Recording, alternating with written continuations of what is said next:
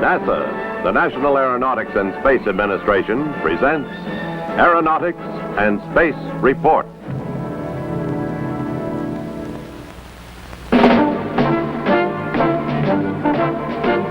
(1968), the year of Apollo, a year in which a decade of research and development began to be realized. The Apollo 3 manned spacecraft and moon rocket were proved ready for trips to the moon.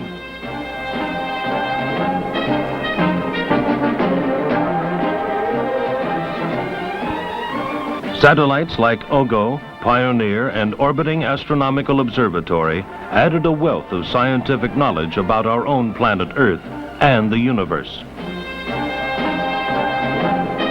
Airplanes that take off and land vertically were flight tested, as well as planes without wings, prototypes of wingless spacecraft of the future. These are Aeronautics and Space Highlights.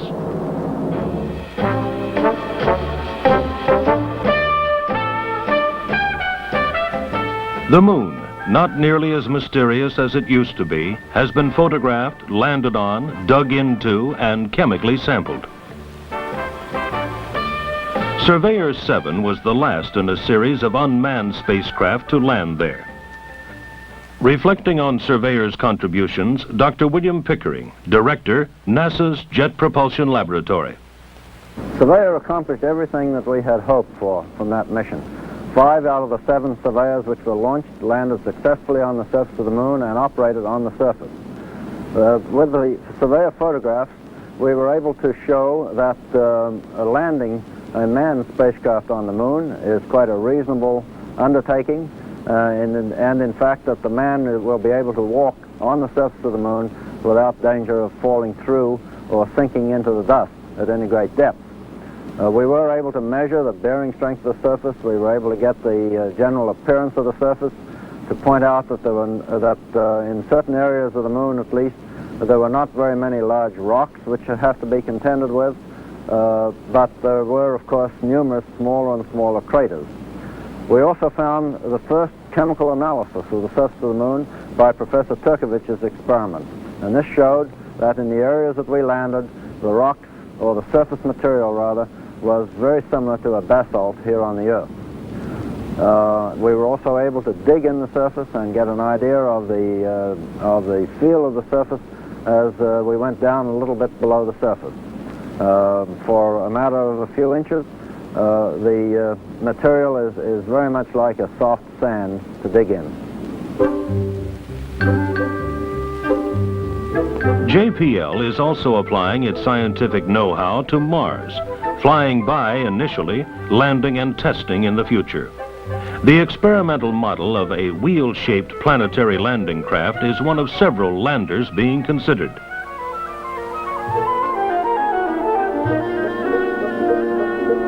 In an effort to learn more about the possibility of life on Mars, the lab again sent a scientific team to the Antarctic.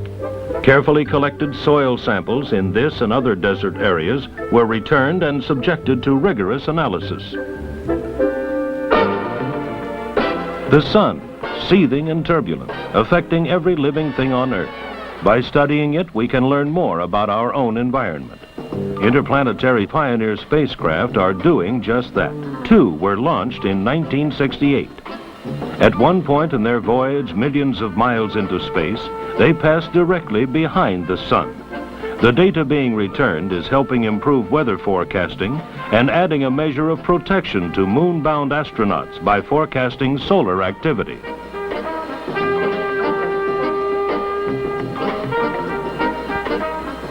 Also helping us learn more about the Earth's environment, Orbiting Geophysical Observatory, OGO 5. By studying such things as our magnetic field and radiation belt, solar flares and solar wind, we gain new insight into the complex Earth-Sun relationship. Some 454 relatively small sounding rockets probed into the region below where satellites operate giving a detailed scientific picture of the Earth's lower and upper atmosphere.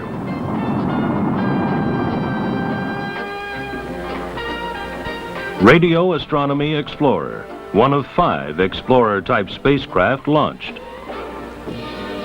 Here, Dr. John Findlay, Chairman, U.S. Lunar and Planetary Missions Board, explains its job. An important project of the Office of Space Science and Applications this year is the Radio Astronomy Explorer satellite. While ground-based radio telescopes, such as this 140-foot instrument, can observe at the short radio wavelengths, the Radio Astronomy Explorer will make its measurements at wavelengths of several hundred meters, in fact, beyond the edge of the radio window. From the results of this satellite, we shall make maps of the brightness of the radio sky, and these will help us find out how our own galaxy generates and radiates radio waves. The heaviest and most sophisticated satellite to be launched in 1968 was the Orbiting Astronomical Observatory, OAO. The Earth's atmosphere limits and distorts the stars viewed by astronomers from the ground. But OAO rises above all this. Its 11 telescopes are viewing the stars with a clarity never before possible, mapping the skies and providing a better understanding of the origin of the solar system and universe. Shortly after launch, Nimbus B, an experimental weather satellite, plunged into the Pacific just off the coast of California when a gyroscope malfunctioned. Divers recovered 2 valuable nuclear-powered generators about 300 feet down. Advanced research and technology moved ahead on many fronts in 1968. The wingless HL-10 lifting body made 13 flights, including 2 with sustained rocket propulsion. The flatiron-shaped craft gets its aerodynamic lift from the wingless body shape. Lifting bodies show promise as reusable spacecraft of the future, spacecraft that can land like conventional airplanes. After 9 years and nearly 200 flights to the edge of space, the rocket-powered X-15 program was brought to a close with 8 final flights in 1968.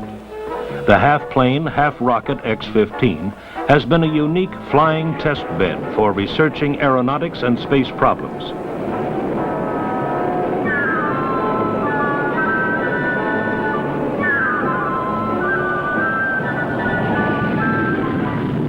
The giant XB-70, flying at 3 times the speed of sound, made 13 research flights, gathering data for use in the development of large supersonic aircraft.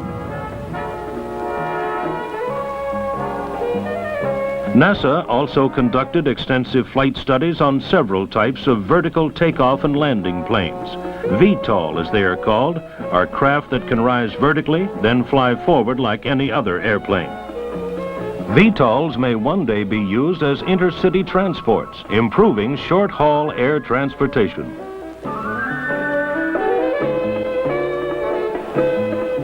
Much aeronautical research is done with models. In this particular test, a highly instrumented model is dropped from a helicopter, then flown by radio control from the ground. This type of study makes the most rigorous test possible without endangering valuable planes.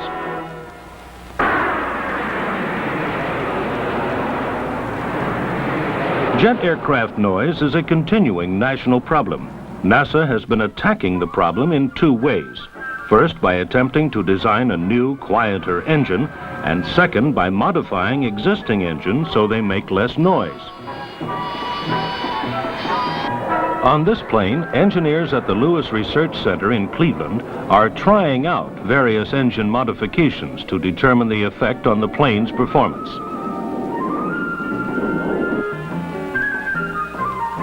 It has been found that by cutting grooves in airport runways, planes landing on rain-soaked surfaces can land with less chance of skidding and stop easier.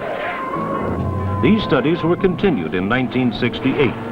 Some of the braking tests were made with specially instrumented cars on the grooved runways. The results now appear to have application to highways as well as airport landing strips.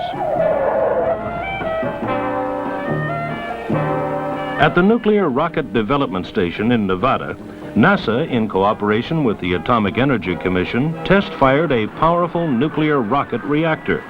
The tests are part of an effort to develop nuclear-powered rockets for future deep space exploration. Apollo can be likened to a finely tuned watch. Men and space machines are perfected to the highest degree possible.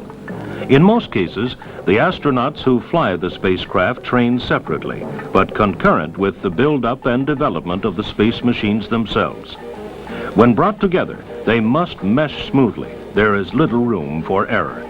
Apollo is like this, and the men who fly and the men who build know it. There were 4 Apollo flights in 1968, 2 unmanned, 2 manned, all part of the preparation for moon landings. Apollo 5, sent aloft to check out the lunar module. It is in a lunar module that 2 astronauts will land and take off from the moon. Both the descent engine, used to slow the spacecraft for the landing, and the ascent engine, which will boost the pair off the moon, were successfully tested. To further ready the Saturn V rocket and its many components, the unmanned Apollo 6 was launched into Earth orbit. Engineering cameras on board recorded the first stage and interstage separations. After 10 hours in space, the command module was rammed back into the Earth's atmosphere, simulating a lunar return, another milestone in preparing for moon missions. The next step, check out the spacecraft with men aboard. Here, astronauts Schirra, Cunningham, and Isley move about weightlessly in their Apollo 7 spacecraft.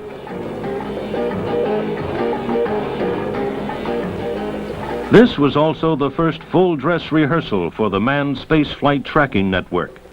14 ground stations located in such places as Bermuda, Australia, Spain, and Hawaii, together with planes and tracking ships, kept a constant electronic ear tuned to the Apollo spacecraft.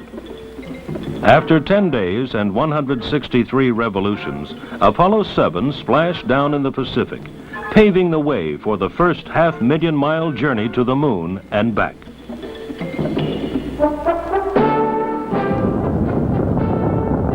From Launch Complex 39A at Kennedy Space Center, the Saturn V rocket boosted Apollo 8 astronauts, Borman, Lovell, and Anders toward their rendezvous with the moon.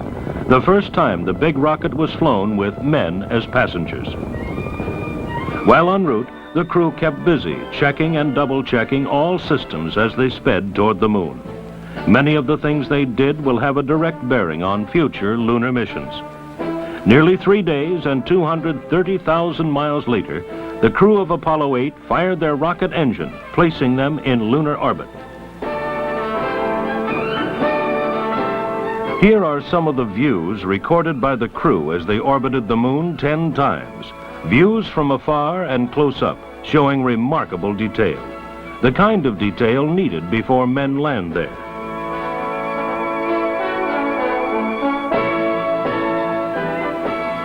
Then the cameras and spacecraft were turned toward Earth. And after 3 days and a fiery re-entry, landed in the Pacific within sight of the recovery ship.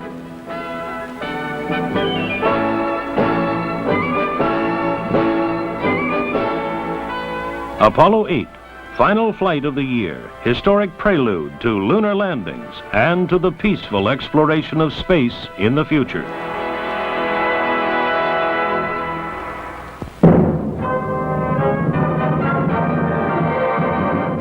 This has been an Aeronautics and Space Report presented by NASA, the National Aeronautics and Space Administration.